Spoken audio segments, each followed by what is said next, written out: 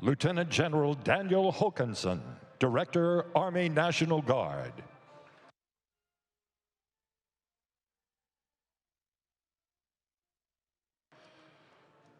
Lieutenant General Charles Luckey, Chief, Army Reserve, Commanding General, United States Army Reserve Command.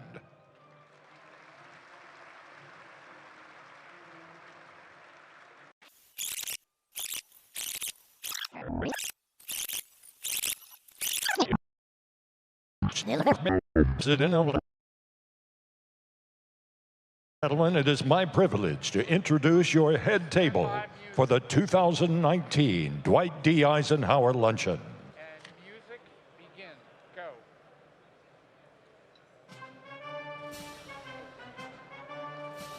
Okay, here's our first one. Command Sergeant Major Ted Copeland, Command Sergeant Major, United States Army Reserve. Lights up.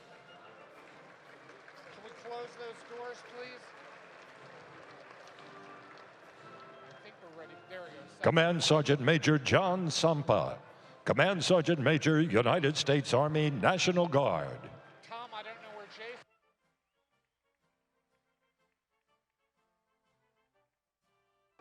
Chaplain Brigadier General William Green, Jr., Deputy Chief of Chaplains, United States Army.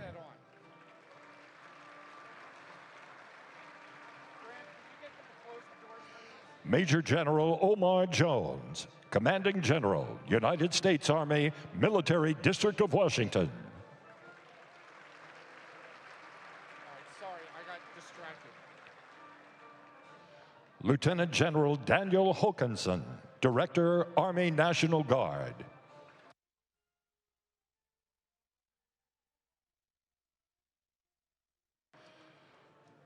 Lieutenant General Charles Luckey, Chief, Army Reserve, Commanding General, United States Army Reserve Command.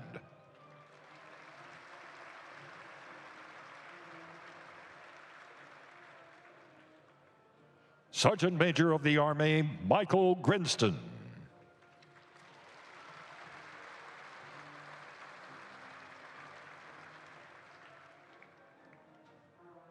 General John Murray, Commanding General, Army Futures Command.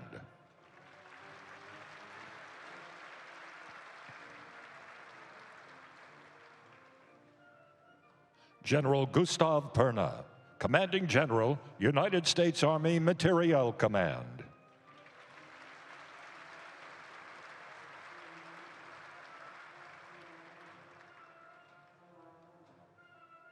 Major General Pete Johnson, Acting Commanding General, United States Army Pacific.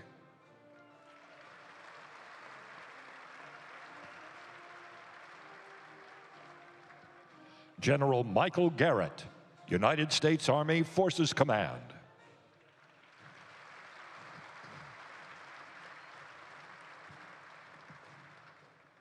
General Paul Funk, Commanding General, United States Army Training and Doctrine Command.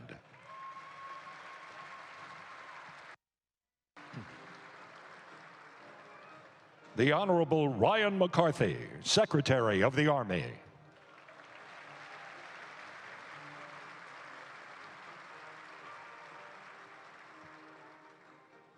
General Carter Ham, United States Army retired, President and Chief Executive Officer, Association of the United States Army.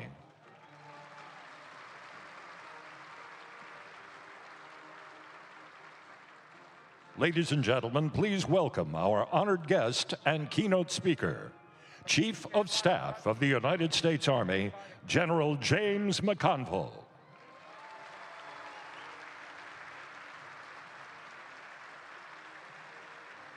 Ladies and gentlemen, the Eisenhower Luncheon honored guests. Music out as soon as you can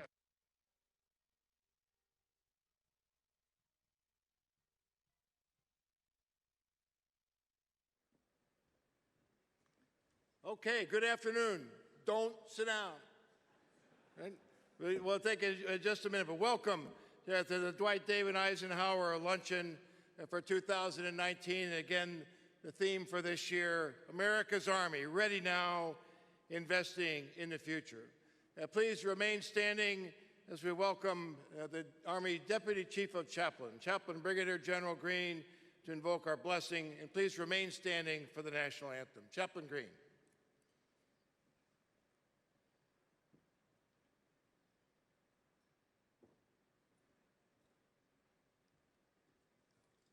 Please bow with me.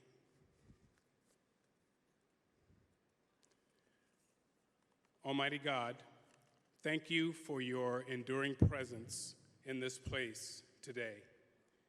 As we celebrate and reflect upon a great statesman, an outstanding military leader, and an outstanding person. We are especially thankful for the unwavering commitment to our great nation demonstrated by these outstanding non-commissioned officers who will be recognized for their excellence in service today. We humbly ask that you continue to lead and guide us as we strive to be better and to do our part to support and defend our ideals, values, and way of life. O Lord God Almighty, thank you for this meal, for your daily provision, sustenance, and abundant blessings. We pray for wisdom for our leaders, strength for our military service members and families and civilians, and protection and courage for those who fight tonight. This we ask in your name. Amen.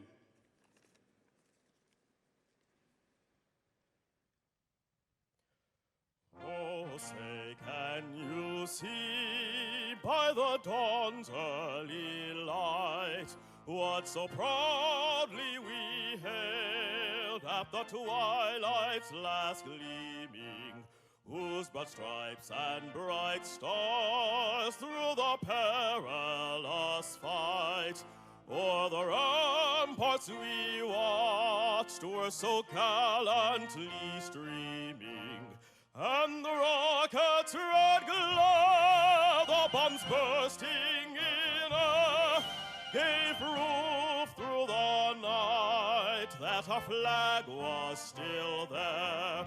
Oh, say, does that star-spangled banner yet wave o'er the land of the free and the home of the brave?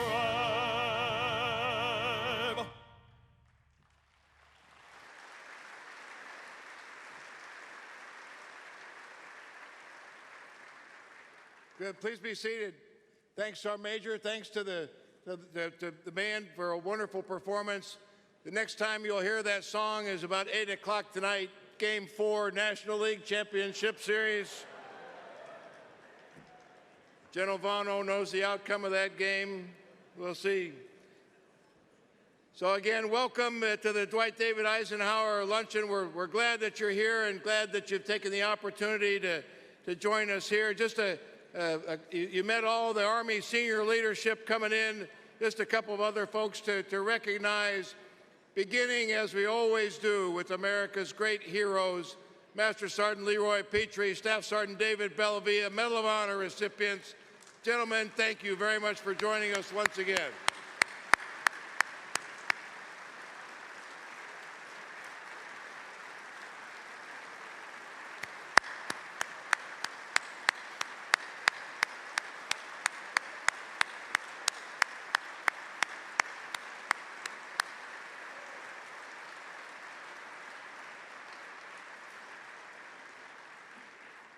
Hey, I think they like you.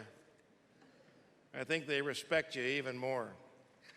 Thank you very much for that. A couple others to single out. The Honorable Rudy DeLeon, former Deputy Secretary of Defense. Secretary DeLeon, where are you, Rudy? Thank you very much. The Honorable Bob Spear, the Honorable Patrick Murphy, former Acting Secretaries of the United States Army. Gentlemen, glad that you have joined us. I think we have the 31st, 32nd, 33rd, 34th Chiefs of Staff of the United States Army. General Vano, General Sullivan, General Reimer, General Shinseki. Again, gentlemen, thank you very much for your inspired leadership over many decades.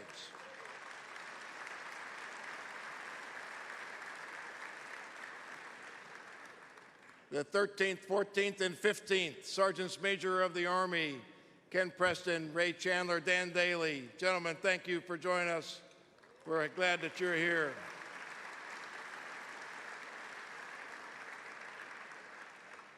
And I would be remiss if I didn't recognize the 2018 George C. Marshall Medal recipient, Miss Martha Raddatz.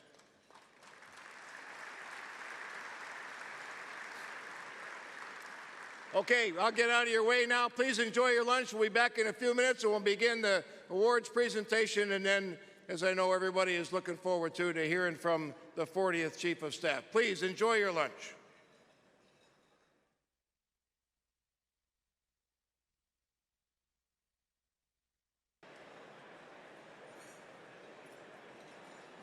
Okay, ladies and gentlemen, good afternoon. Good afternoon once again. I hope you had a very enjoyable meal. How about a round of applause for this great staff serving us here this afternoon?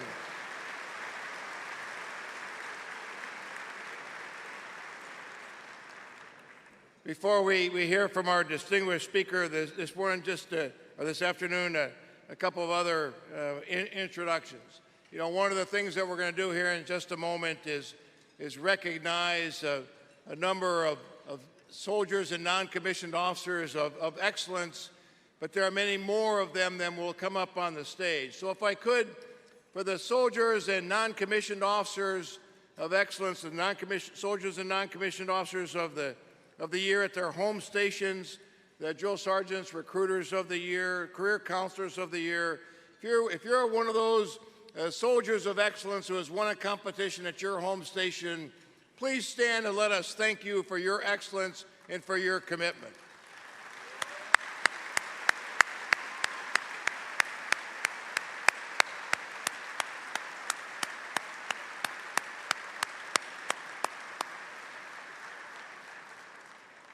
Secretary McCarthy and I were talking at lunch, and we were glad that we served when we did, because we didn't want to compete with you because we couldn't compete with you, right? So that's a very, very good thing. There's a number of our officers and senior non-commissioned officers from allies, friends, and partners from around the world, without whom the United States Army cannot accomplish all that it needs to. If I could ask our international partners, please, to stand. Let us thank you for your attendance and presence today.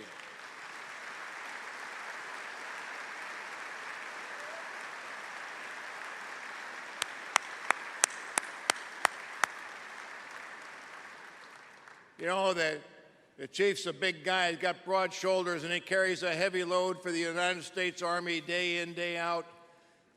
He can't do it without the backbone of the United States Army. If we could ask all of the sergeants major to please stand, and thanks for all that you do in guiding all the officers and the soldiers.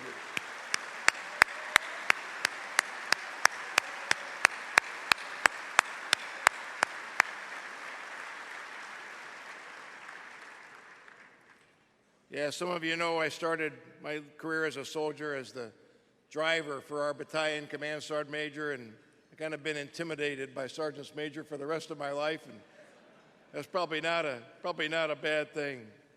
You know that this Dwight Eisenhower Luncheon has traditionally been used by the chief and by the sergeant major of the Army to recognize the outstanding soldiers and non-commissioned officers. And so if I could, General McConville, invite you, and Sergeant Major of the Army Grinston, if I could ask you to the stage in front of the podium for the presentation of this year's awards.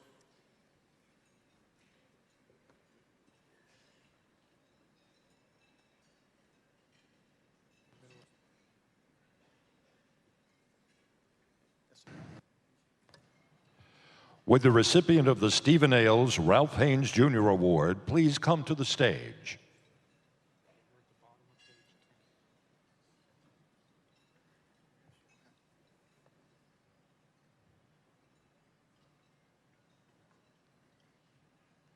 The Stephen Ailes Ralph Haynes Jr. Award is presented annually by the Department of the Army to the outstanding drill sergeant.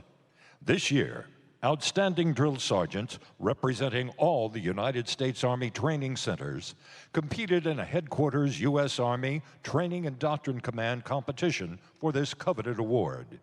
The 2019 Army Drill Sergeant of the Year is Staff Sergeant Ernest J. Knight II.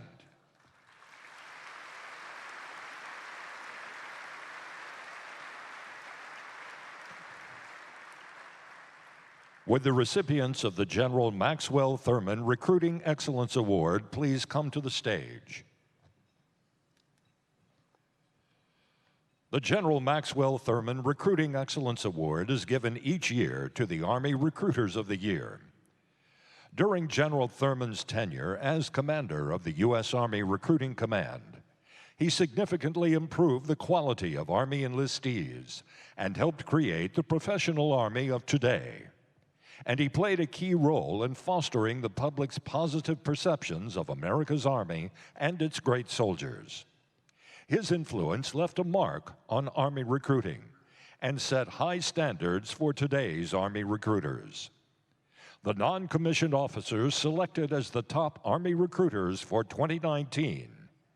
From the regular Army, Staff Sergeant Jonathan E. Hagan.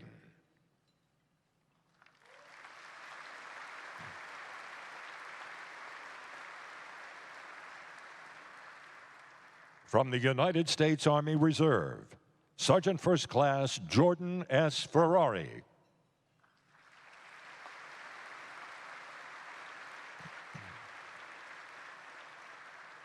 And not present today, from the Army National Guard, Sergeant First Class Todd Crawford, who is attending a professional development school.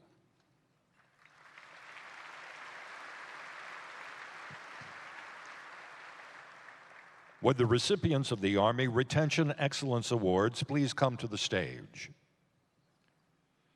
The Excellence in Retention Award is given each year to the Career Counselors of the Year. Retaining the very best soldiers is critical to the Army's mission of growing and developing leaders for the future. Career counselors support Army commanders by identifying and counseling soldiers and non-commissioned officers of their value to the force and potential to serve in positions of increased responsibility in today's and tomorrow's complex world. The non-commissioned officers selected as the top Army Career Counselors for 2019. The Army Career Counselor of the Year is Sergeant First Class Rolanda Wilder.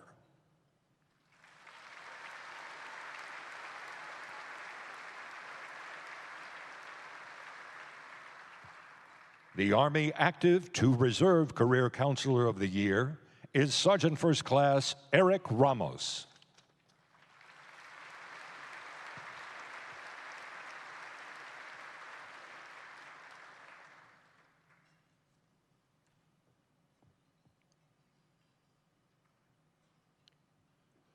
Would the recipients of the Expert Soldier Badge please come to the stage? The concept of the Expert Soldier Badge began in 2015 as part of the United States Army Training and Doctrine Command's NCO 2020 strategy. The Expert Soldier Badge is awarded to soldiers who are neither infantry nor combat medics, who demonstrate excellence in the performance of their warrior tasks and battle drills. Testing also includes a 12-mile foot march, land navigation, and the Army Physical Fitness Test. The badge was approved on June 14, 2019, and enters service this month. The following soldiers are among the first to earn the Expert Soldier Badge. Sergeant First Class Christopher L. Harvey, Joint Base Lewis McCord.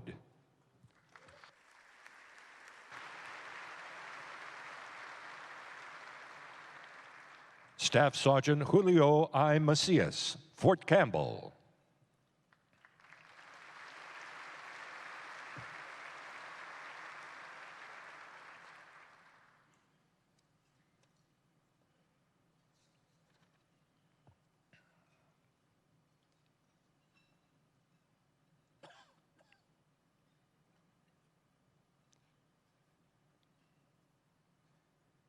Staff Sergeant Freeman L. Harris, Stuttgart, Germany.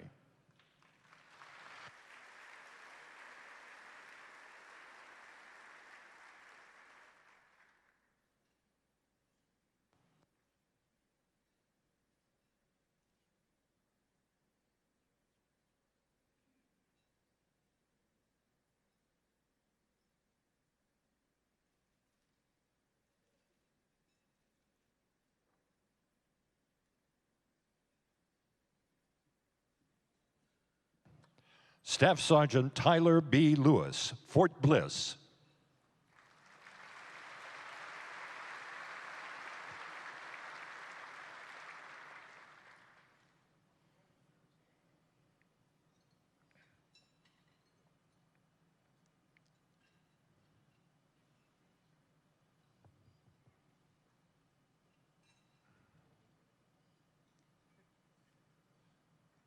Sergeant Michael A. Ostrander, Joint Base Lewis McCord.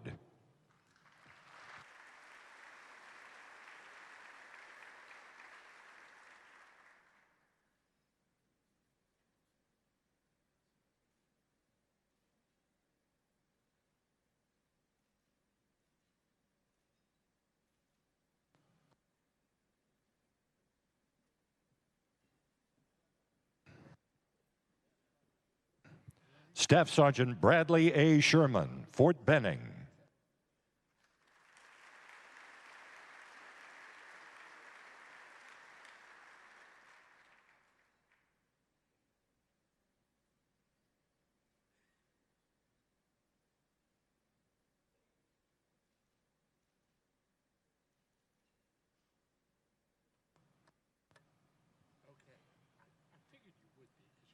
Staff Sergeant Anthony N. Lodiong, Fort Bliss.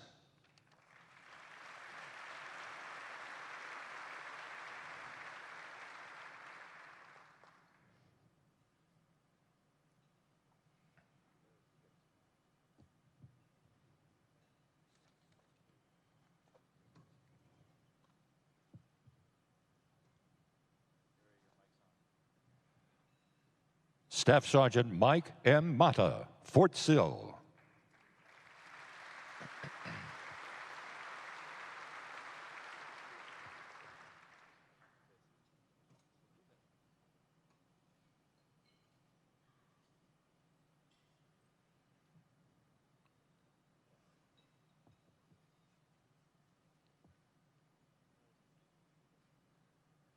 Staff Sergeant Evan R. Nielsen, Fort Jackson.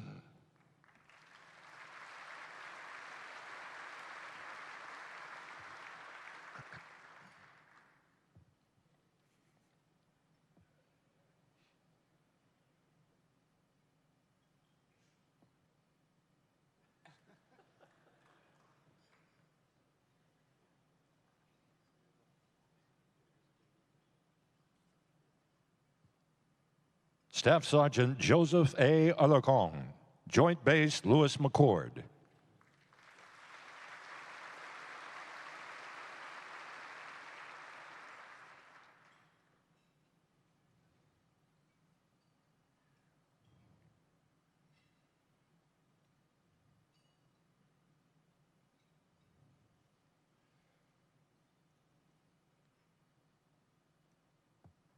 Staff Sergeant Thomas R. Jacobson, New Orleans Recruiting Company.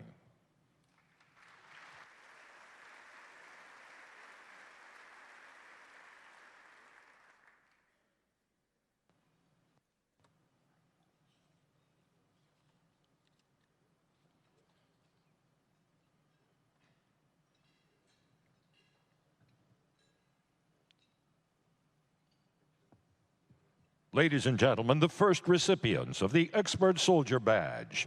Please join me in a round of applause for all of our outstanding non-commissioned officers.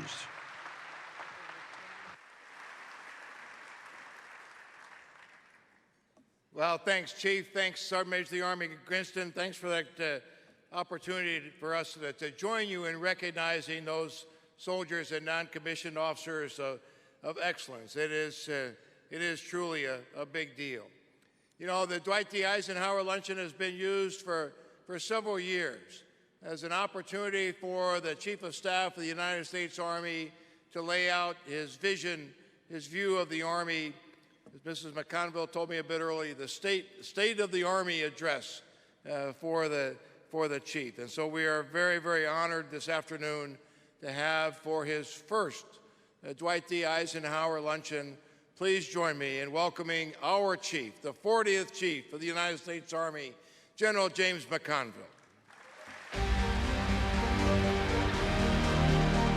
In a complex world, our greatest strength is our people.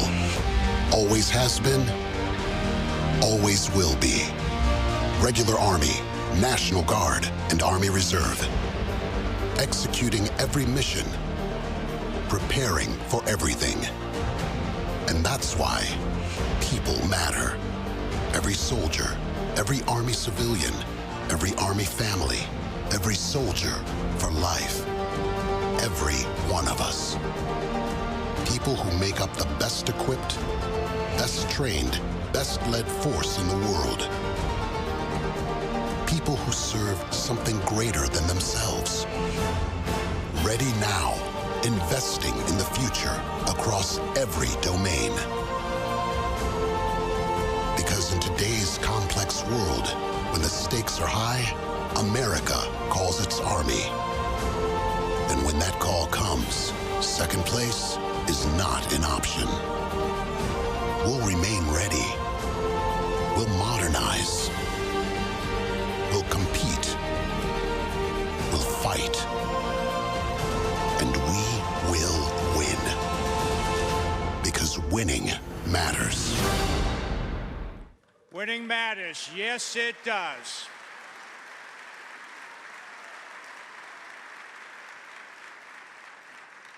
Well, good afternoon and welcome to all. And a special thanks to General Carter Ham and your team for putting together another fabulous AUSA event.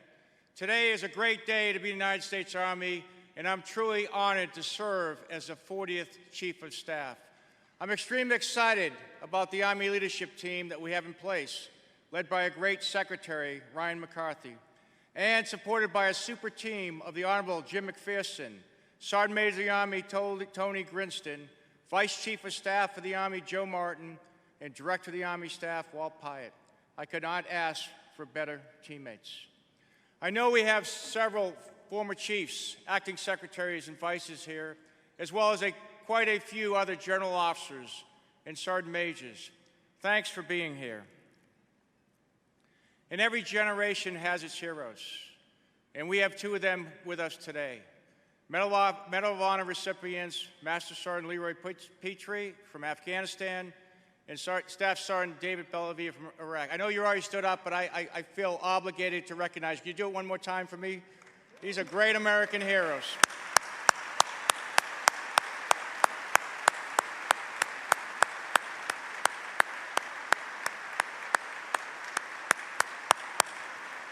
Thank you. You inspire us. I also want to recognize our remarkable wounded warriors that are here today. And our Gold Star families, we have some, and thank you. Your loved ones gave all, and we will never forget their sacrifice or yours. I know we also have some of the congressional staff members in the room. We really appreciate you being here and all the work you're doing to get us the resources we need to be ready now and in the future. And if you need to leave early to finish that bill, you will not hurt my feelings. And I'm pleased to have so many of our allies and partners here. Thank you for coming. We never want to fight alone, and we are stronger, working together shoulder to shoulder, promoting security and stability around the world. And I said earlier, it's an incredible honor to be here as the Chief of Staff of the Army. And I'm wearing the new Army Green Service uniform today. So what do you think?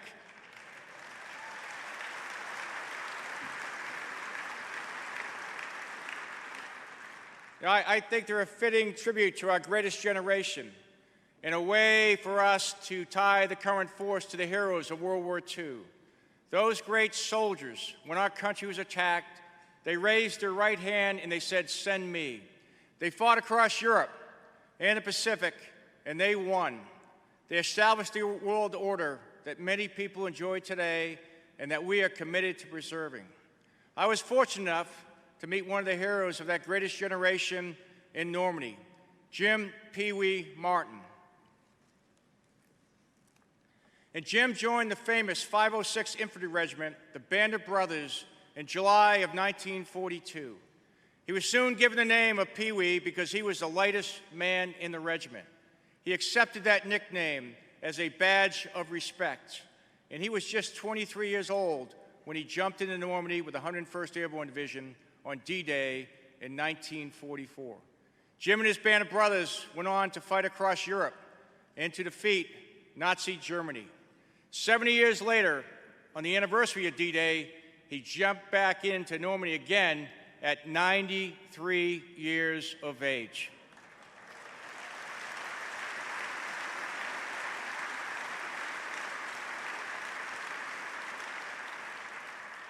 And that day, Jim Pee Wee Martin, he told me three things. He told me that he still liked to jump, which made sense because he was a paratrooper. He said it was much less scary this time because no one was shooting at him. And he told me he was willing to serve if we still needed him. Well, I told Jim that although recruiting is tough, we saw some great recruiters here, I think at 93 he has done more than his fair share. But the story doesn't end there. Just the other day, I found out that Jim had jumped back into Holland again at 98 years of age for the 75th commemoration of Operation Mockingbird. How about that?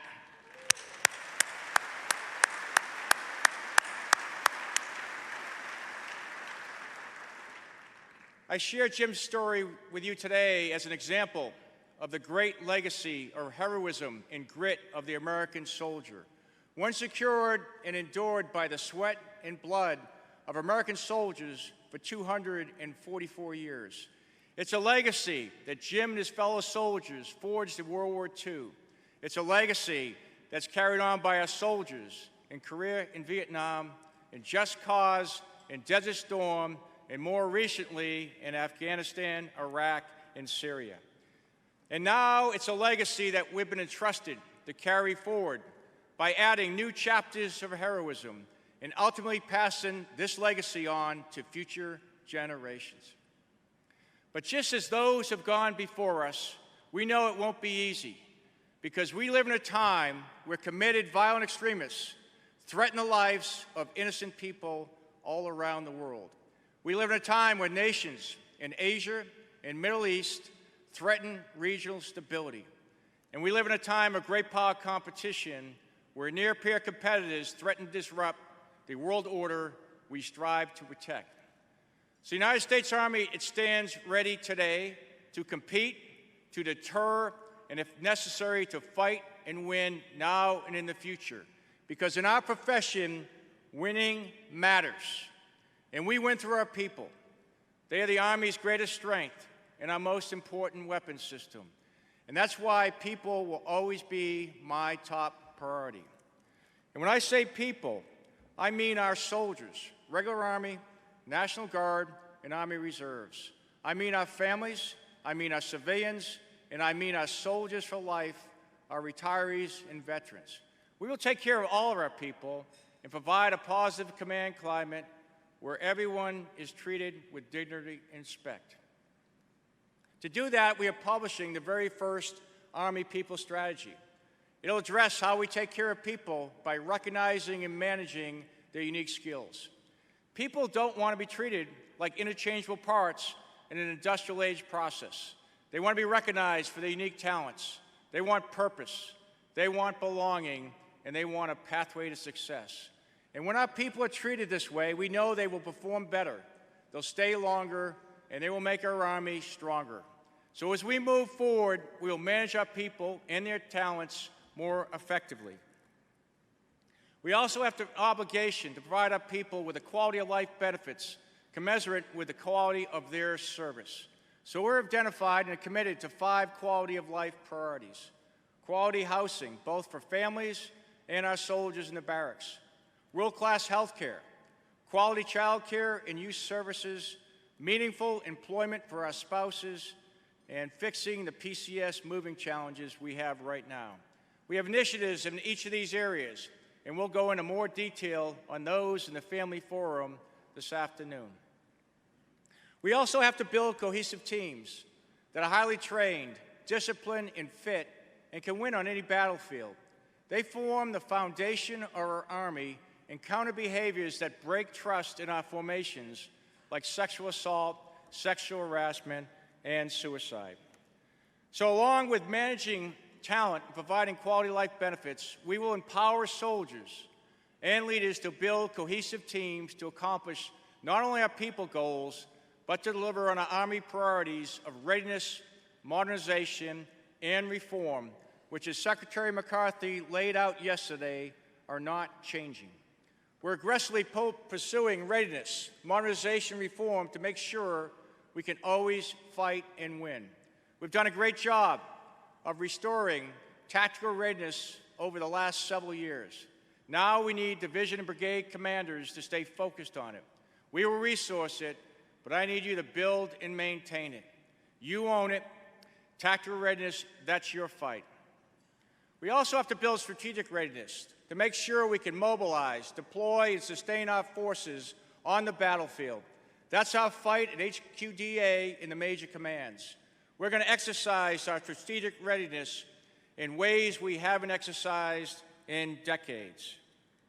Next year, as part of Defender 2020 in Europe, we'll mobilize and deploy forces in the largest exercise of its kind in 25 years. We'll follow that with a similar one in the Pacific. The intent is to work the entire strategic readiness enterprise, ports, railheads, airfields, ammunition and pre-positioned stocks, all of it, to ensure our strategic capabilities align with the requirements we anticipate for dynamic force employment in the future. At the same time, we also have to capitalize on the hard-won momentum we've established over the last 2 years with modernization and reform. We cannot be an industrial age Army in the information age. So we will transform our linear processes to be more effective, protect our resources, and to make better decisions. We're at an inflection point now, much like the Army coming out of Vietnam in the early 70s. Then we faced great power competition with the Soviet Union. To compete, we changed the way we trained and fought with the development of air-land battle. We modernized our warfighting systems with the development of the Big Five, and we transformed our people processes by instituting the all-volunteer force. Transformational initiatives that many of the gentlemen sitting at the front table were involved in that sustained American land power supremacy for the last 40 years.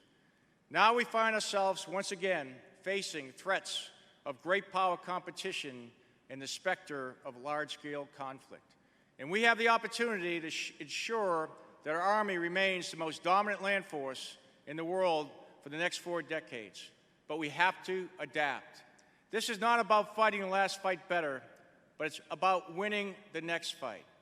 So when we talk about modernization, it must include building multi-domain doctrine, organizations and training, delivering the 6 modernization priorities, and implementing a 21st century talent management system. We already have an initial multi-domain operations concept that we rolled out last year at AUSA, but we have to go further. Now we're refining our understanding of multi-domain operations through war games and exercises. We're experimenting with organizations and capabilities of the multi-domain task force in support of both INDOPACOM and EUCOM. And together we'll use what we learn to produce updated doctrine for how we fight. As we move forward, we are evaluating organizations at every echelon to ensure they're optimized to win on the future battlefield. As an example, we are reorganizing Army Cyber Command to synchronize Army information warfare capabilities.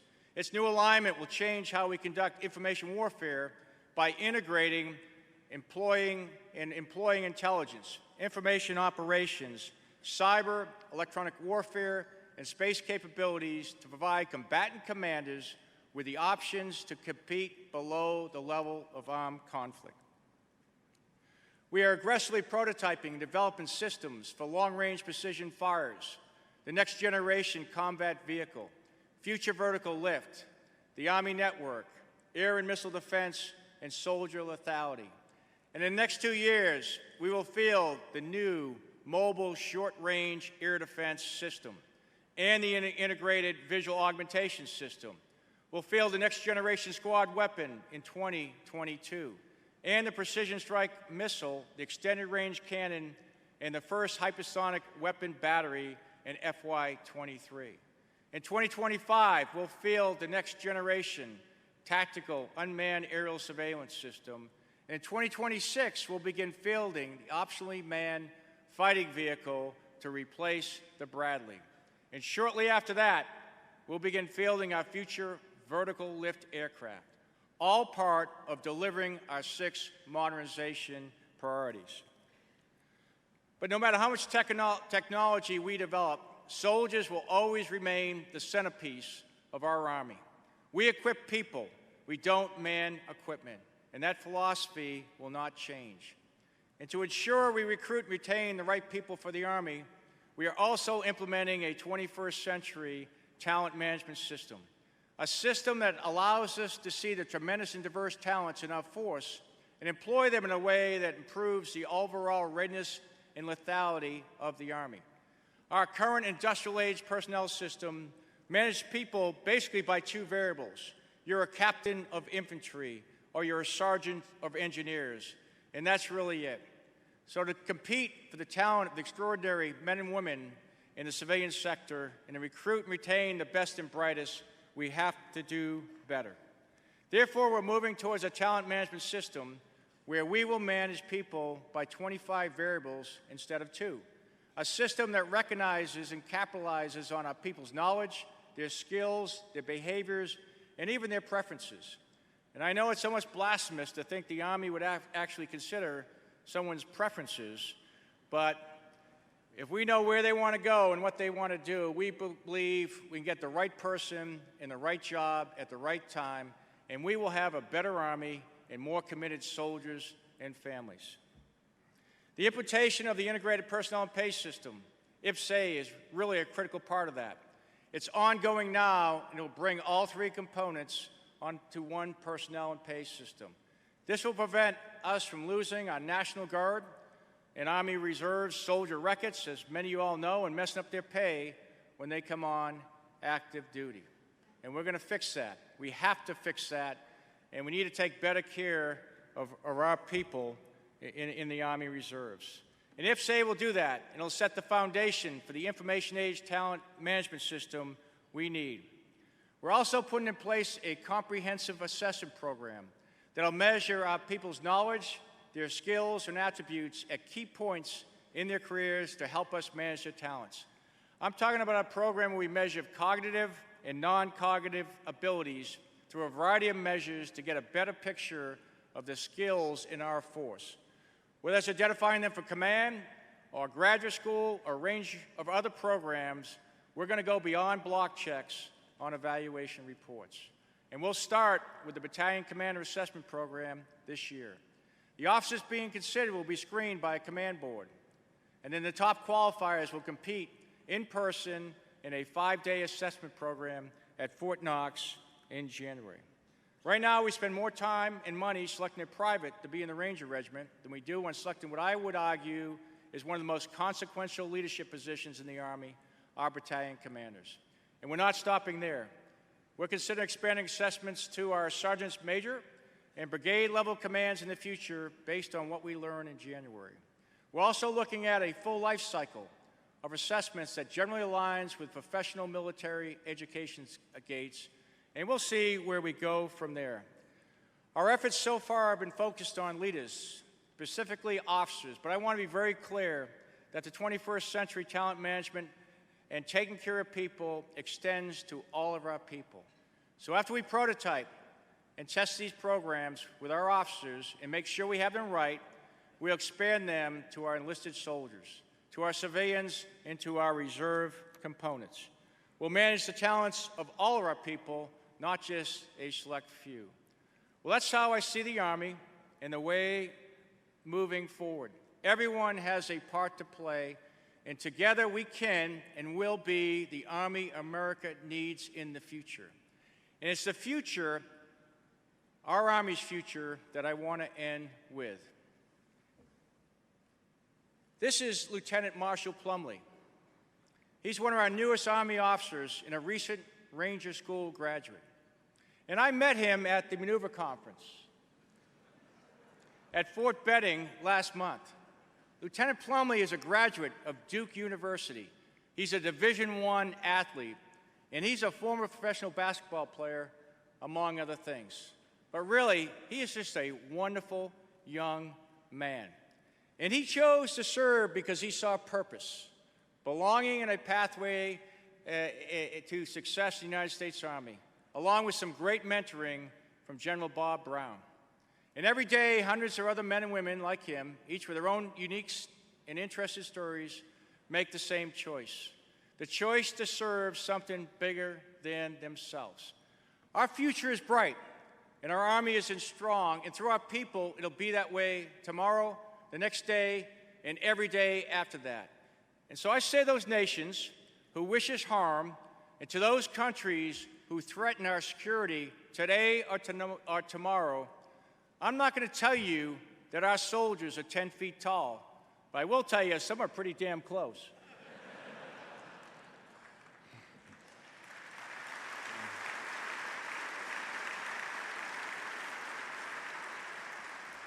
America needs the Army to invest in the future, and we are. And as a result, America will never be outgunned, it'll never be outranged, it'll never be overmatched again. Understanding our sacred obligation to defend the nation, we will always be ready to fight and win because winning matters. And when we send the United States Army somewhere, we don't go to participate, we don't go to try hard, we go to fight and win. There's no second place or honorable mention in combat, and we win through our people. God bless you all in this great country of ours. People first, winning matters, Army strong.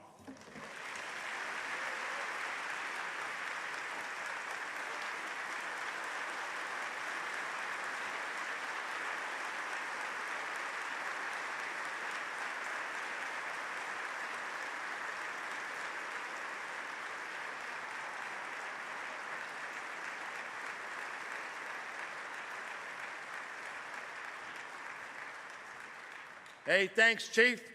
Hey, I got my new attire here. Gary Sinise and the Lieutenant Dan Band. All right, coming tonight to this ballroom. So if you're, it's free. All right, free.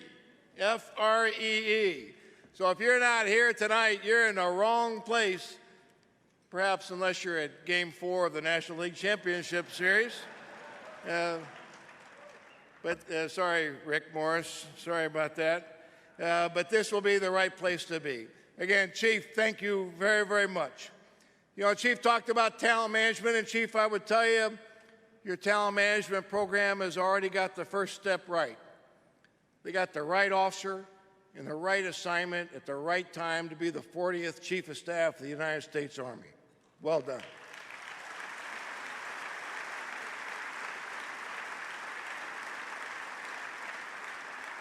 Okay, lots to still do this afternoon. The Chief walked us through the modernization priorities. You can get down on the exhibit floor and you can see the progress that is being made across the United States Army and across the great industries that support the Army in achieving those modernization priorities.